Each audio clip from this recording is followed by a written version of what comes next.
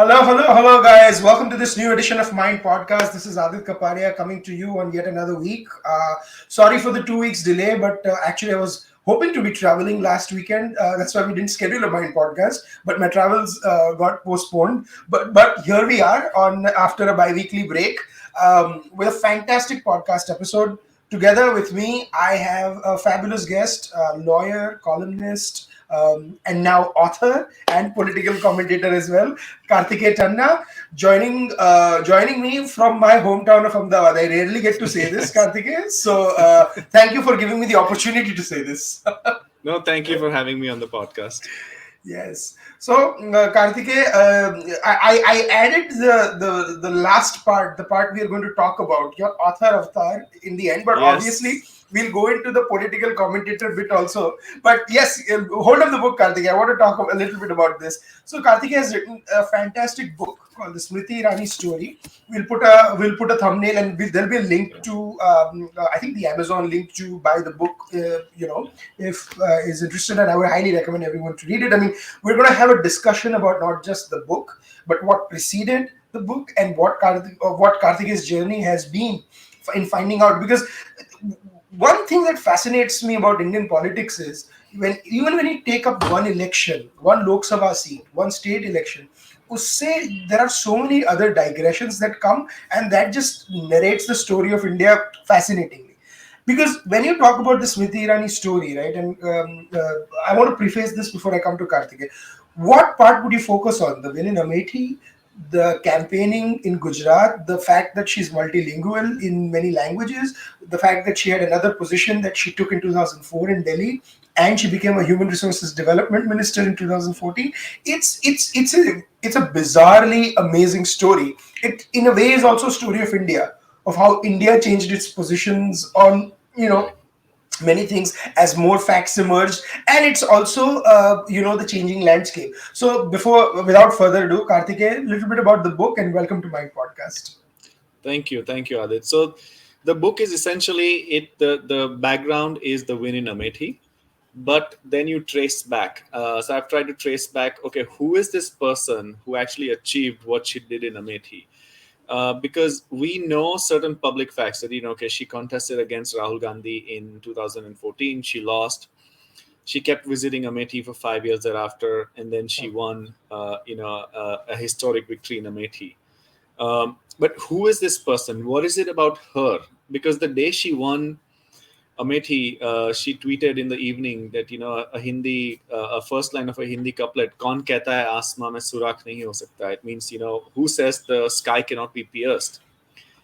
And so, who is this person who dared to pick up that stone and aim at the skies and pierced it? So I go back all the way to her childhood, many anecdotes from her childhood, many incidents that have happened which have shaped her personality, both for the good and slightly for the bad as well. In the sense, there are weaknesses, there are flaws that, understandably she carries from the scars that she's had.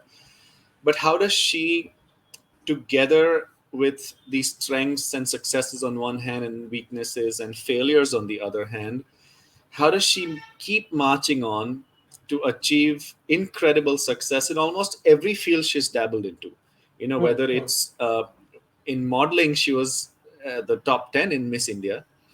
Then she became a hugely popular star in Kyuki Saans Bhi Kabhi Bahu Thi. I mean, she was the toast of the nation, Adit. I mean, you and I have grown up in India, in Ahmedabad, and Yeah, I'm yeah. sure your parents, your family would Oh, instantly remember, oh yes, Tulsi.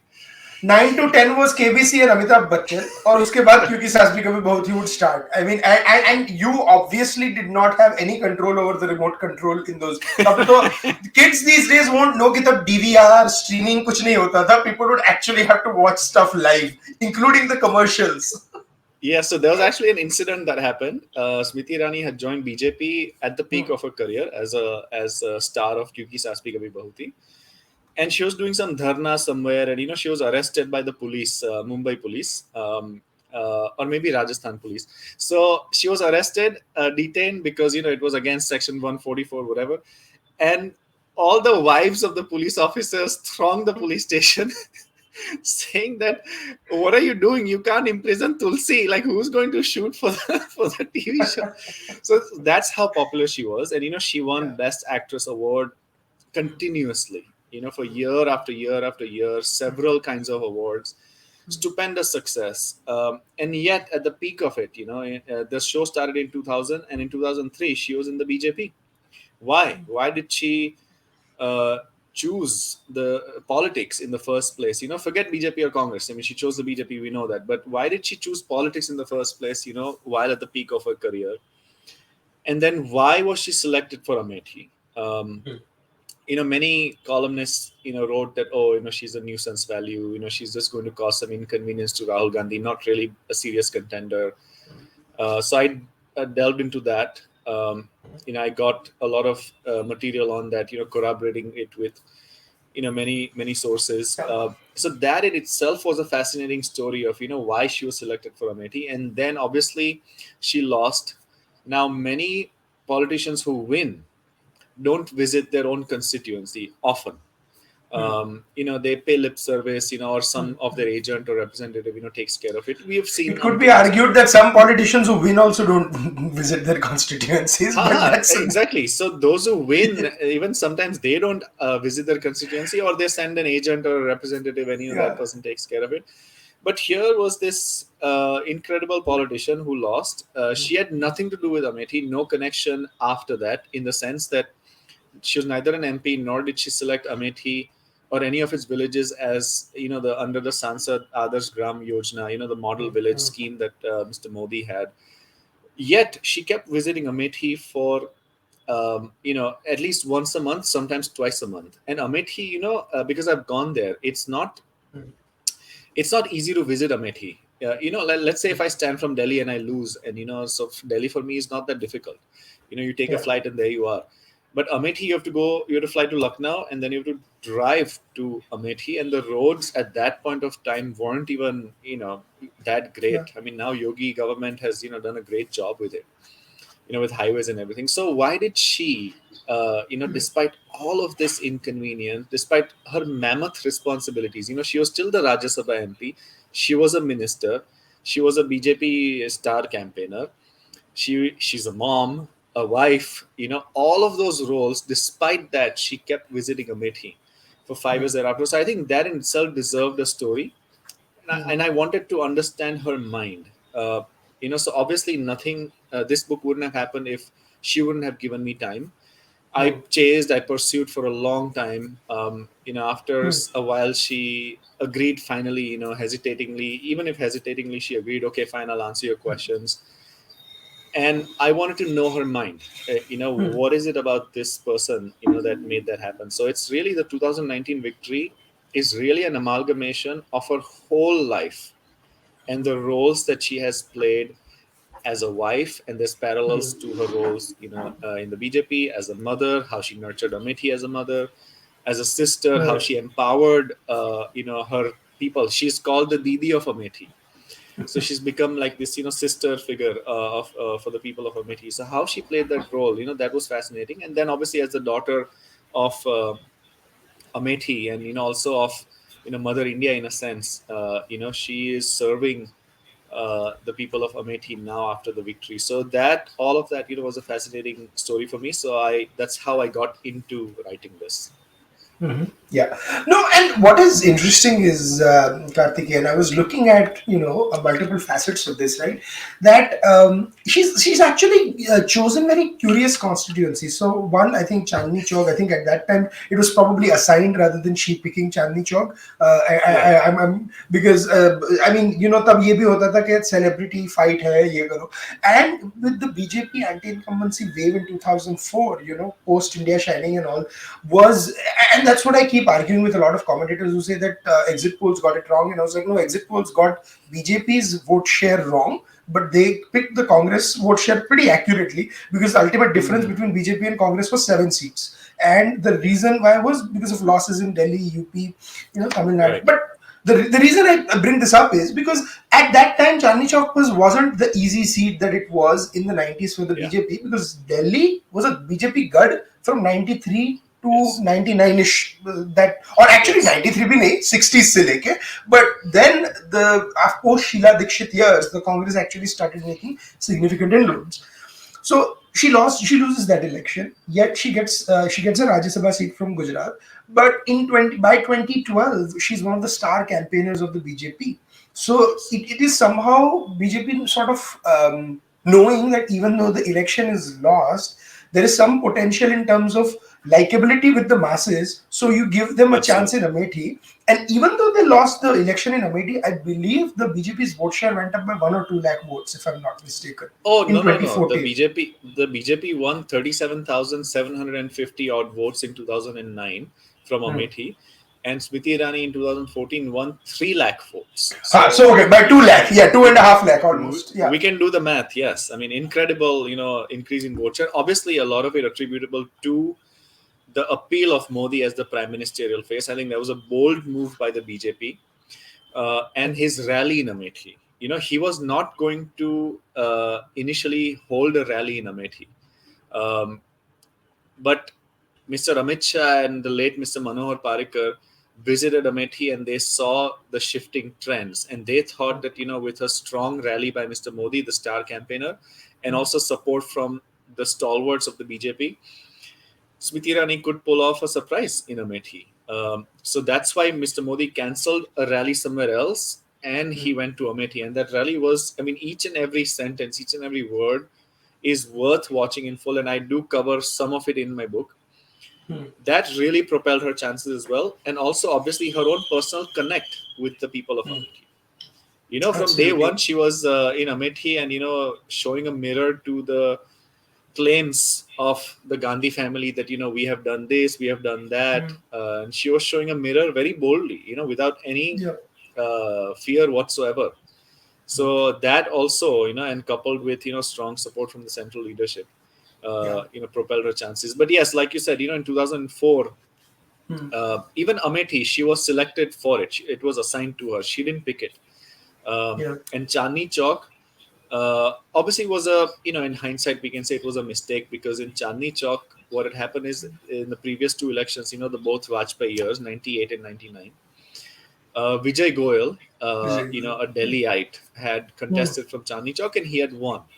But in 2004, for some reason, Vijay Goyal was moved to the adjoining constituency called Delhi Sadar, and Smriti Irani was given Chandni Chowk, which I believe was, in hindsight, obviously we can say that that wasn't quite, a useful move, because obviously Vijay Goyal lost in a big way, and Smriti Irani lost in a big way as well. But Smriti Irani was against Kapil Sibal, a heavyweight of the Congress party, and a dynast.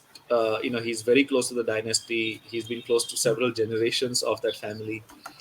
So to win against him in 2004, 1 year in after her entry into the BJP, was a mammoth task. But yet she fought with all her courage and her fearlessness. और तब ये भी था ना कि Chandni Chowk essentially the older limits of that included a lot more trader constituencies as well, which was very Yes, close to Vijay Goyal. So they may have not been very happy with Mr. Goyal being shifted to yes. So I uh, yes, yes, I got to speak with a few locals about that, and the overall consensus was that yes, they didn't really take it too well that Vijay Goyal was serving us decently well, and why was he shifted to Delhi Sadar, and why was this new political yeah, entrant suddenly given a ticket. So fair enough, it's not like Smriti Irani lobbied for a ticket. yeah, She enjoyed a good rapport with Vajpayee ji. mm-hmm. She fondly called him Bapji. Yeah, And I think the stalwarts of the BJP at that point of time thought that okay, she's an actor, she's a popular actor, let's propel her into politics, let's give her a ticket. And obviously the BJP got the result that they did, and they learned from it as well. absolutely. No, and I think yeah, because 2004 was the margin was almost 70-21, right? But again, that's what I'm saying. Uske baad bhi, I think in 2007, when by that time, because I think Indian politics is a very strange beast, right? Like it almost humbles you as a person in terms of what expectations you have. And sometimes a loss early in I mean, let's not forget, Mr. Atalji himself lost in 1984 to Madhav Sindhya, right? Right. And 10 years later, he was the most popular leader in India by a fair margin. Yes. So Absolutely. Absolutely. it is bizarre. It is bizarre how it works. Narendra Bhai, before October 2001, he was the general secretary in BJP, and Yes. 13 years later, he was the prime minister of the country. So Yes. who would have thought things like that would happen? Absolutely. Uh, Absolutely. what I want to talk to you, Karthik, about, and we'll come back to, is the medium of podcast gives us a lot of opportunities for digression. So I'm going to digress a Yeah. little bit from the Amethi fight to go into the politics of it all, right? So when you talk about Smriti Irani's politics herself, you talk about an arc. Like she was in Delhi and she had a fast, and she was actually protesting against Mr. Modi, CM Modi at that time, to the point where Yes. Mr. Modi called her younger sisters, right? So her younger sister. Can you explain that to? I mean, I don't want you to reveal everything because I want people to No, read no, your no, no, book no. to find, but explain in a little bit, so that people understand. Because in the times of social media, kya hota hai, people think that they have read three articles and they know the history of everything, Right. but they don't know that a lot of research went into this, a lot of interviews, and I want you to talk a little bit about it. Okay. So in 2004, and if you understand the timing and the chronology, you will be able to understand why this might have happened. I did not get a direct quote from anyone involved in that incident, but I have tried to put two and two together to understand why this happened. In 2002, the Gujarat riots happened. International infamy, Gujarat and Mr. Modi was, according to me, unfairly targeted, received a bad press. Anyway, so then there was this whole drama in the 2002 National Executive Meet in Goa, where it seemed like Atalji, according to Mr. Shori and Mr. Yashwant Sinha's versions, Mr. Vajpayee was in favor of, asking Mr. Modi to resign. But Mr. Advani was, no, no, no, this is not safe. It will hamper us electorally. Anyways, Mr. Modi offered to resign at the National Executive Meet, and it was, firmly rejected. He continued to be CM. He called the elections early. He dissolved the assembly earlier than it was scheduled to be, and he won an emphatic victory. Like, the most amount of seats that BJP has ever won in Gujarat was in 2002, right after the riots, the elections that happened after the riots. By contrast, in 2004, the BJP did significantly poorly. Yes, the difference was only 7 seats between BJP and Congress, but BJP was expected to win a lot more. The India Shining campaign, all of that. So one of the reasons, main reasons being touted around, by the BJP on condition of anonymity, and I think there was an article as well, which I referenced in the book, where Mr. Vajpayee actually is quoted as saying that, yes, the 2002 riots, could have been a factor in our loss at the central level. So they lose in May. 6 months later, 6 odd months later, 7 odd months later, in December, it actually happened in Surat. Smriti Irani was inaugurating a jewelry store in Surat. And that's when she addressed the media people, and she said that, if Mr. Modi does not give up his seat as chief minister, then I would like to go on to a fast unto death. That, she was lamenting the fact that, the loss of the BJP in 2004 is attributed to Mr. Vajpayee, when, what she was trying to imply is that, it was probably because of the 2002 riots. So yeah, she threatened a fast. Now that invited strong reactions from within the BJP. Of course, Mr. Vajpayee himself said that, oh, there's no need to resign. Mr. Venkaiah Naidu was scathing. Lots of articles written about it. That evening itself, Smriti Irani retracted her statement. She withdrew it. Now, what happened between that and 2 months later? I'm sure they met, they talked, they discussed, and it seems like things were, at least there was, no misunderstanding left between them. She apologized, and the first public patch up happened 2 months later in 2005, when they had met at LK Advani's residence for dinner. So it was Smriti Irani, Mr. Modi, Mr. Advani, and Mr. Pramod Mahajan. So mentor mentee in a sense. Right. And after the dinner, Mr. Modi walked out of the house, and Smriti Irani was also there. The media cameras were there, and in front of everyone, he put his hand on Smriti Irani's head and he said, "Ye Gujarat ki beti hai." So that was the first public patch up. Hmm. But I have got to know through sources Hmm. that the patch up or so-called at least discussion on it had happened before that as Hmm. well. Hmm.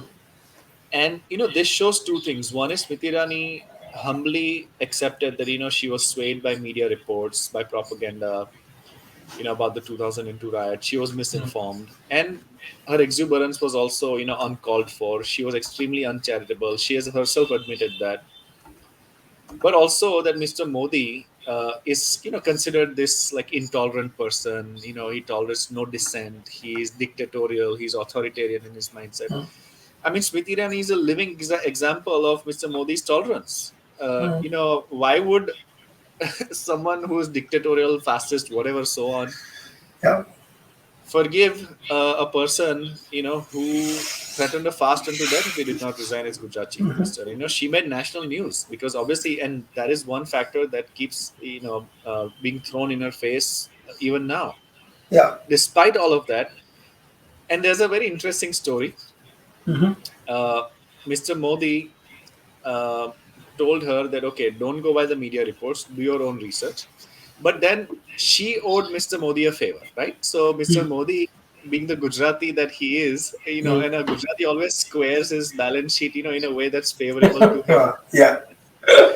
Mr. Modi asked Smriti ji that, okay, fine, you've done what you've done. Now you visit Gujarat, you Yeah. look at my governmental programs, and you tell me with your research, where is it that I can do better? Where is it that my programs can work Hmm. better? Hmm. Hmm. What is needed where? So she extracted that homework from her, for her Uh, for her exuberance that made national news. So obviously a Gujarati will always, yeah. extract the most benefit. But I think it just goes to show that there was remarkable maturity on No, both and I sides. think maybe, I mean, right now we talk about it, right? In 2004, again, I think she wasn't even 30 yet, right? So sometimes it's just the exuberance of that youth. I mean, Yeah, because, I mean, you and I know we've been at it, we've been writing pieces and stuff like that for a long time now.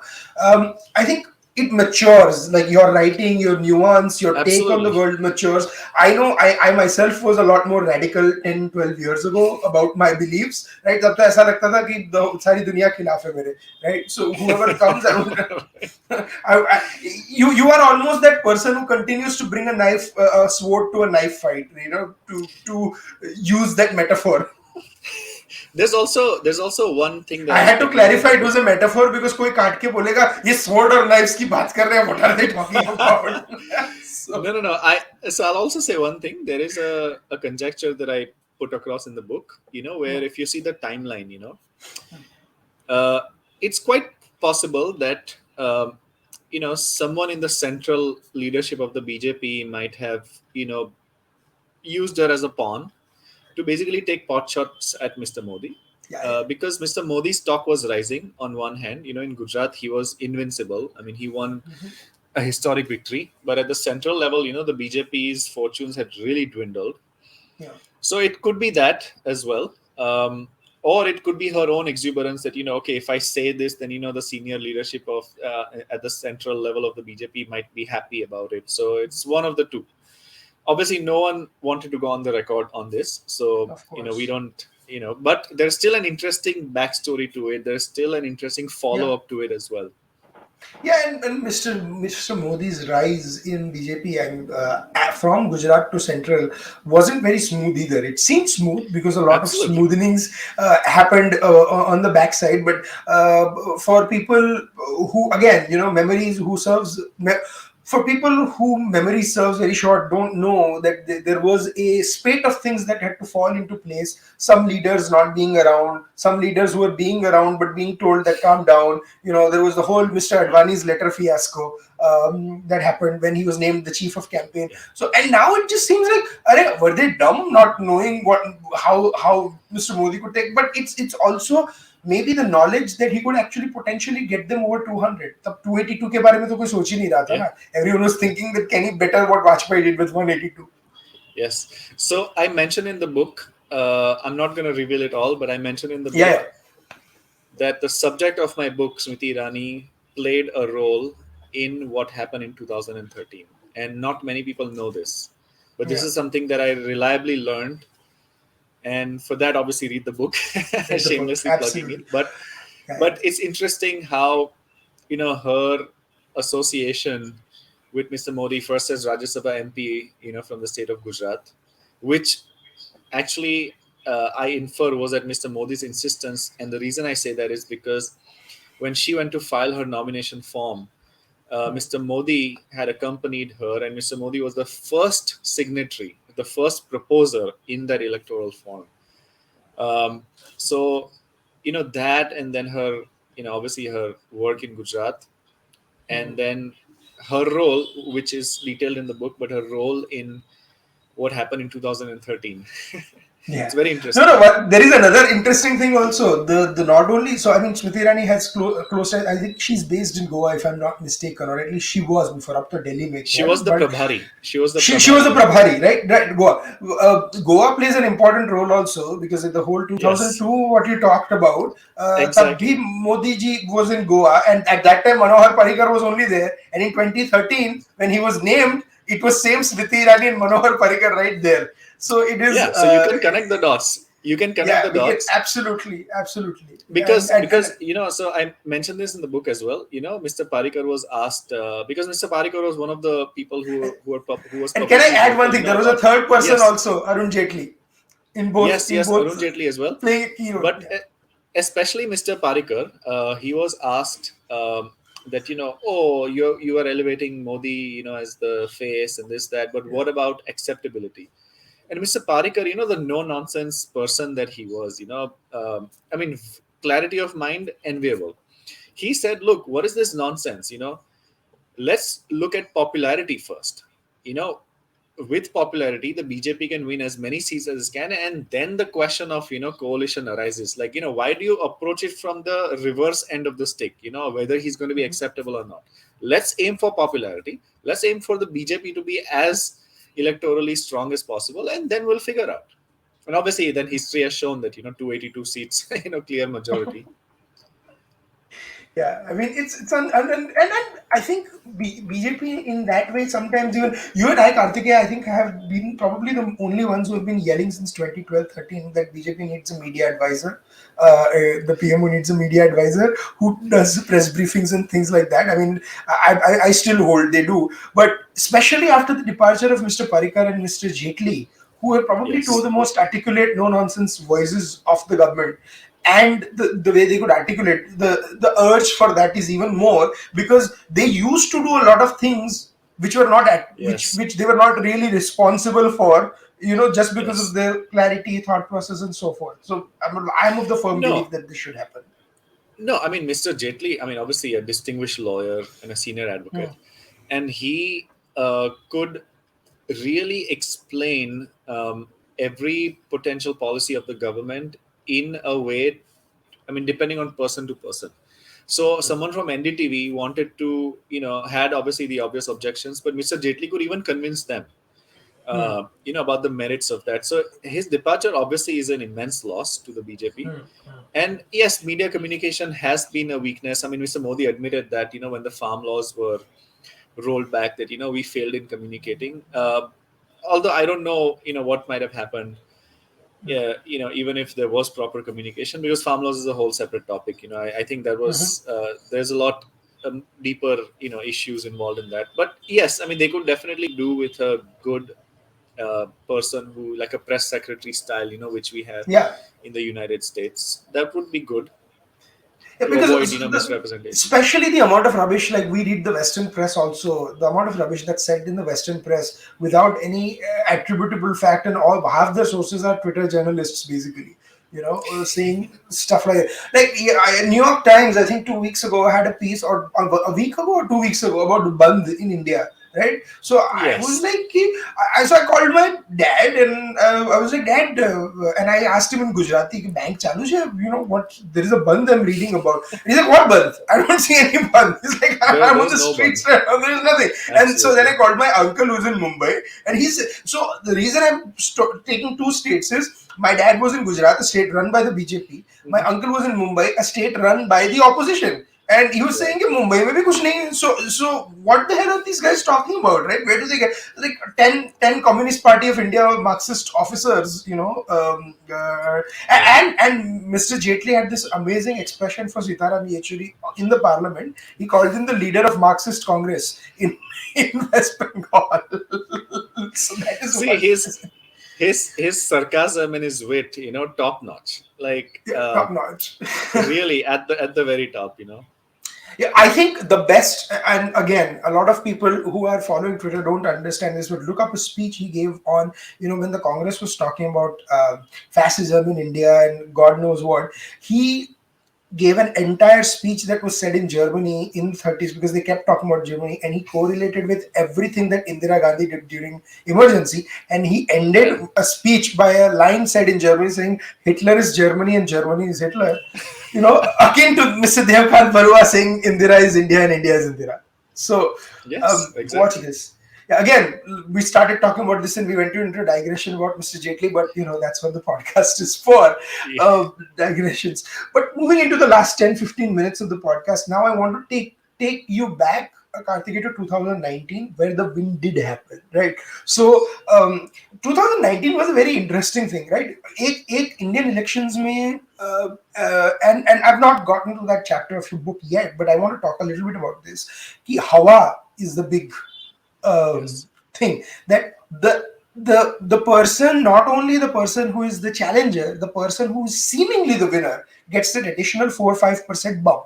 And Rahul Gandhi suddenly identifying and moving or fighting also from Wayanad. Remember now when Mr. Modi in 2014 fought from Varanasi and Vadodara, Yeah. and it was clear he was fighting from Baroda because the people of Gujarat deserved to elect him once to the Lok Sabha. We knew that was the Yes. last time ever he was going to stand from Baroda.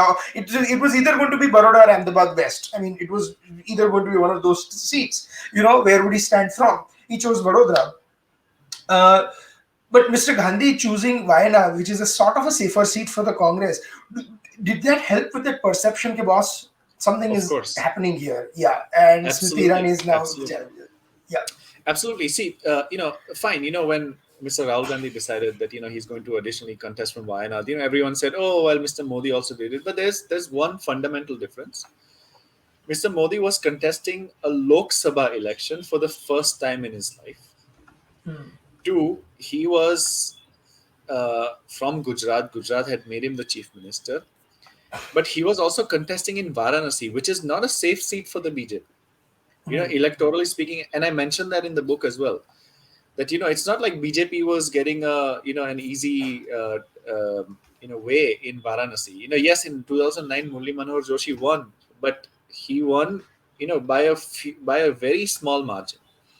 And in 2004 BJP had lost Varanasi. And no, and there was another big thing also. The person fighting Mr. Murliman Joshi was a chap called Mukhtar Ansari, and a Exactly, lot of Mukhtar times Ansari. BJP cadres told कि भाई आप Don को जीतने दोगे instead of Mr. Joshi, and they said there was a late surge sort of help because I think he won by only Yes. 50-60,000 votes if I'm not mistaken in Oh no, 2009 even also. less than that. Even less Even less than than that. that, yeah, Yeah, I yeah, mentioned in the book. So yeah. it's not like Varanasi was a safe seat, and as opposed to Rahul Gandhi, who was an MP from Amethi for 15 years. In 2019, that would have been his 15th year as an MP. And also, Amethi is this bastion. Rajiv Gandhi has fought from there. Sonia Gandhi has fought from there. So for him to say that oh, this is because I want to expand Congress's presence in the south as well, I want to honor their wishes, that was honestly like no one bought it. In Amethi, everyone in Yeah. Amethi realized that he is running away, he's not sure of his chances in Amethi, and that was proven to be true. And also there's one more thing I would like to say here for political buffs. In 2014 the Samajwadi Party did not put up a candidate in Amethi. Yes, And the yes. Samajwadi Party was a big force at that point of time because there was Akhilesh Yadav's government in power at the state level. And they had won, in that whole region, in the state assembly elections, they had won about 2,80,000 votes. And Smriti Irani Mhm. lost by 1 lakh votes. So had a Mhm. Samajwadi Party candidate contested, it's all speculation, but at least the election would have been interesting. But at least, chalo, Right. the BSP candidate contested and got about 70,000 votes. So let's assume that, okay, the BSP candidate cut into the votes of Rahul Gandhi. In 2019, neither the BSP nor the SP put up a candidate in Amethi. So it was a direct battle between Smriti Irani and Rahul Gandhi. And despite that, to win, you know, I mean, people need to look at it in that perspective. I think that is a significant achievement because all Yes. potential threats to Rahul Gandhi were removed. So it was Absolutely. a direct, contest. So that really is a remarkable victory in that sense. And I want to talk a little bit about this. So I think the constituency start was established in 1967 Yes. but with Vidyadhar Bajpayee and then Ravindra Pratap Singh. But after 1980 is when the fun starts, right? Because that's when the Gandhi family enters. So it's Sanjay Gandhi, who of course tragically passes away mid-term, and then Rajiv Yes. takes over. Then Satish Sharma, who was a close Yes. associate. Then Sanjay Singh switches over, and you write about this in your introductory essay, which is a wonderful essay and gives you a very Yeah. nice insight into the book. After Sanjay Singh, who's also who's an all-rounder, because वो BJP में भी जाता है, कांग्रेस में भी जाता है, so he keeps and then Sonia and Rahul come.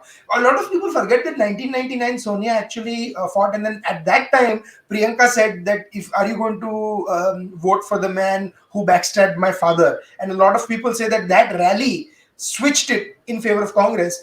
And I would argue that Narendra Modi's rally, where he said कि आप पूछते हो स्मृति ईरानी Yes. कौन है, मेरी छोटी बहन है, flipped it in favor of the BJP. Of course, they lost that Yes. time, but Yes. that's so it's a tale of those two rallies, Amethi, I think. Absolutely. I mean, you've made a spot on, comparison, that equivalent, 100%. Only one difference. Sonia Gandhi and Rahul Gandhi kept invoking the memories of Rajiv Gandhi. कि, उन्होंने ये किया था, he did this, he did that, he got you roads, he got you this factory. But what about now? Okay, Rajiv Gandhi, rest in peace, poor soul, passed away too early. But what about now? You can't just, keep fighting elections, invoking memories of, your, late father.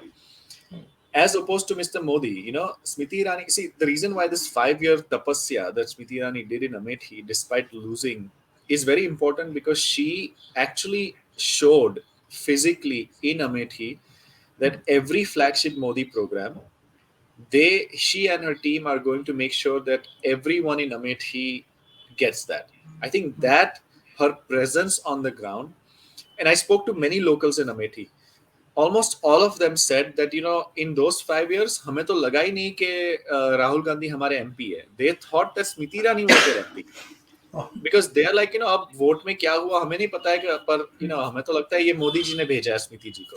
So I think that really worked in her favor, and obviously, I mean, full marks to her.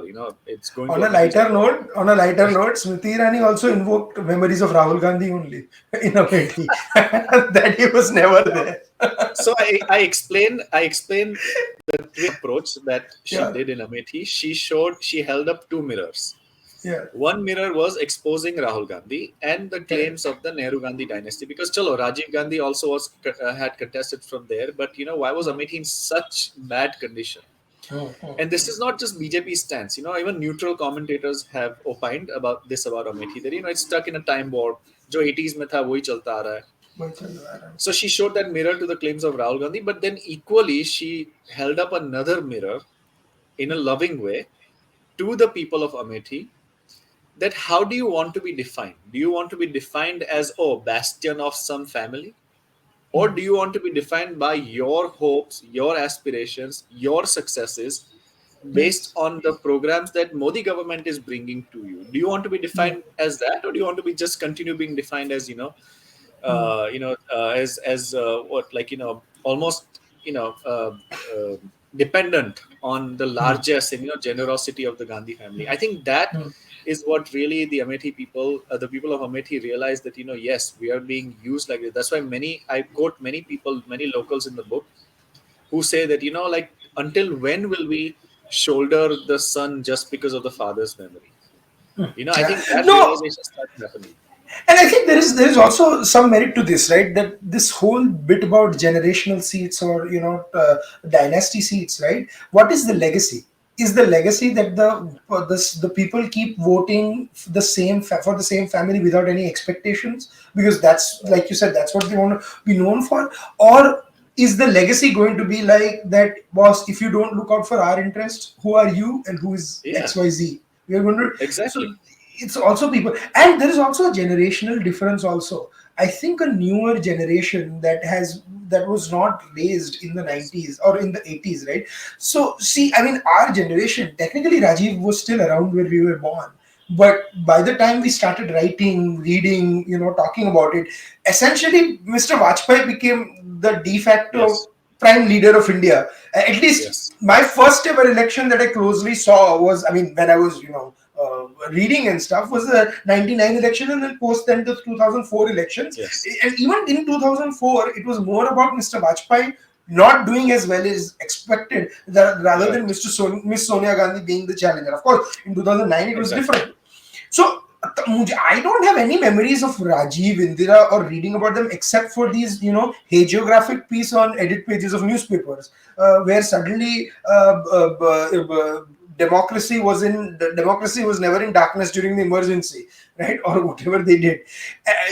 And then you had Priyanka Gandhi and all playing the Diwali Hindu card very well. कि तब दिवाली पे याद आता है कि मैं हिंदू हूँ या त्योहार पे, Right. right? So you also have that, like when Priyanka Gandhi says, "Ki don't forget, my father opened the locks, of the Ram Mandir," and so Ram what Mandir. stance are you playing at, right? So all that has a cascading effect, and also by that time, Mr. Yogi Adityanath had taken over, and BJP had a stupendous Yes. majority in UP in state elections. So then BJP had Absolutely. become the number one party in UP also. Yes, and BJP won 8 out of 10 seats. So Amethi and Raebareli, the Hmm. Lok Sabha constituency, have five assembly seats within them, Hmm. and BJP had won 8 out of 10, seats. So that also, and obviously the state governments, the Yogi Adityanath government's own flagship programs as well, along with the Modi government programs, those undoubtedly propelled chances of Smriti Irani. But still, Yeah. I will make just one point that people say that many people say that oh, what's the need to write a book? There's just one answer to why she won in Amethi. It's Modi. Fair enough. Mr. Modi's popularity and his governmental programs. I mean, amazing programs. Like so many people got electricity for the first time in their lives. And toilets for women. Those things undoubtedly. LPG. Yeah. So Ujwala. that the women, so that the women don't have to inhale fumes.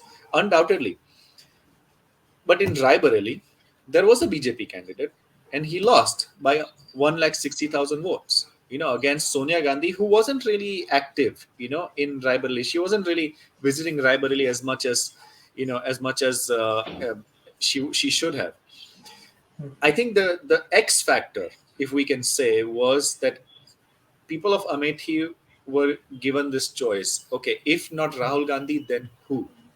And that who was Smriti Irani. Hmm. Her personal connect, with people of Amethi was, I think, fantastic.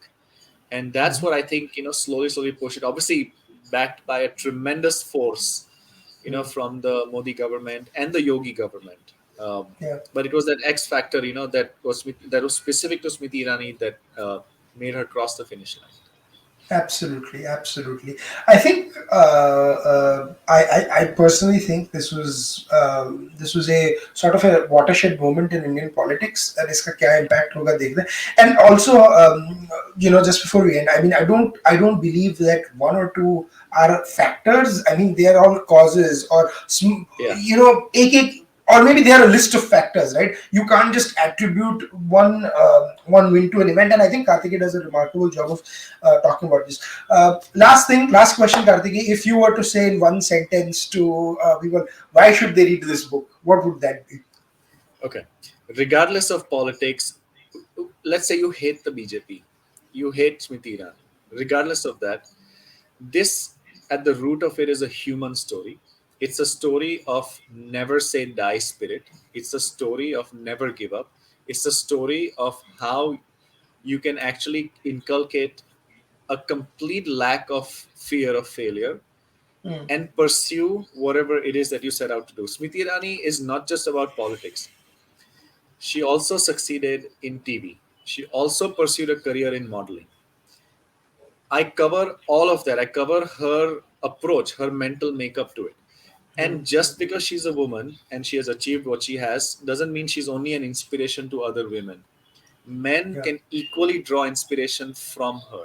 And especially, I would advise young people in politics, Congress, AAP, BJP, any party, when they have been given opportunities so young in their lives, Smriti Irani's story serves as a model example of how to do the most amount of hard work. You know, she, for Yeah. example, we didn't cover this, but she toured in the remotest parts of Anand village when she was the Rajya Sabha MP from Gujarat. That Yeah. was her.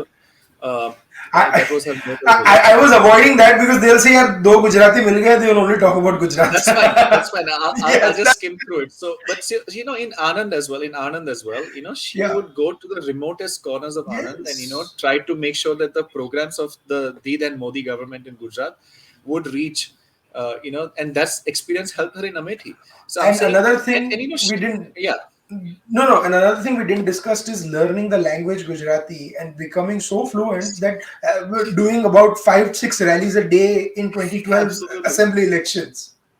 Yeah, and Because Gujarati, I, she has no Gujarati roots, huh? She has no Gujarati no, roots. none, except for playing the Gujarati on screen. Because Right. So, you know, literally, that's the route. Yeah. and last thing about her, I have also covered her weaknesses and her flaws in the book. So, you know, it's not, you know, just about her Yeah. praises, and that for that you can read the book. But, you know, she doesn't have any airs about herself when it comes to doing a job that she's assigned. You know, she's an actor. She was living in comfort, you know, a life in Mumbai. She was the one of the highest earning actresses on television. Yet she was going to the dusty bowls of Anand Hmm. without any fanfare, without any VIP treatment, and making sure that they get, you know, what they deserve. I think that is a lesson in itself, the art of not taking herself seriously. And I've devoted a complete subchapter to it. You know how she doesn't take herself seriously, but she takes the work that is assigned to her very, very seriously. So it's a trade-off. So the more you take yourself seriously, the less you take your work seriously, because you think that, you know, I should be Yeah. defined by what I think about myself. Yeah. Her She doesn't take herself seriously at all, and you can see that in her, you know, in her behavior with supporters, you know, with Yeah. even sometimes on Twitter, you know, she engages in, you know, duels and banter No, and all of that. I've had the opportunity to interact with her quite a bit before the Right. 2014 elections and SAV, and I've known that trait as well.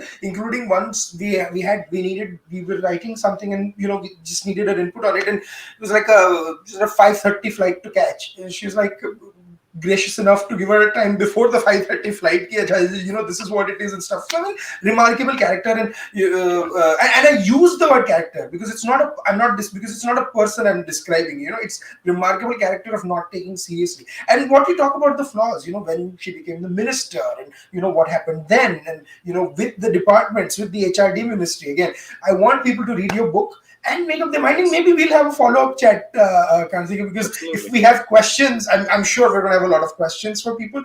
So maybe Absolutely. in a few weeks from now, we'll do a live show or something like that, and take some Sure. public questions and see what they say. But Sure. That'll be yeah, lovely. I want to appreciate you for taking the time out and coming Thank to you. talk about this book. Please read, if you can just Thank hold you. up the book once again for people Yes. to take a look, buy it, write to us, guys. What do you think? If you agree with it, if you disagree with it, yeah, we are here for a great Yes. discussion, and that's what we want Awesome. feedback from you. Thank you, Adit. Thank you. Thank you. All right, guys, like, share, subscribe. You know the drill. YouTube, please buy the book. Follow. You can follow Kartikeya on Twitter. You can, subscribe to our YouTube channel, like our Facebook page. Follow us on Twitter. We'll be back next week with more. Till then, it's a wrap. Thank you.